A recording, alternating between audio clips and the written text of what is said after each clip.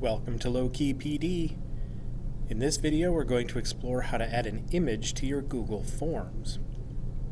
So there may be a number of reasons you want to add an image to a Google form. Maybe you want to spruce things up a little so it doesn't look so boring, or maybe you actually need an image in order to ask a question for a quiz or a test or something. To add an image that is not itself a question, on the right-hand side of the form, you'll see this little vertical menu. Right here, if we click on the little picture of the mountains, we can add an image. And if we click on that, we can have several options. Maybe you have an image stored on your computer or Chromebook. Take an image from your webcam. Maybe you have the URL for the image. Maybe you have it in Google Photos yourself. Maybe you have an image on Google Drive.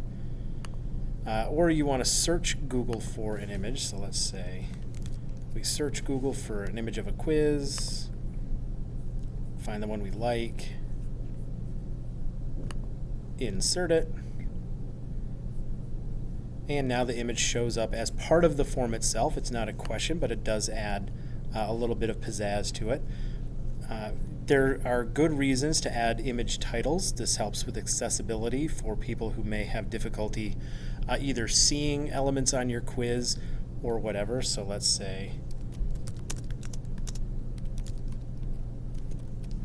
this is a quiz for the image title, and now I've got this really nice looking image in my quiz. It doesn't have to be this big, but there's a number of reasons you may want to have an image in your form, and that's how you add one to it so that you can use that imagery for whatever reason you need.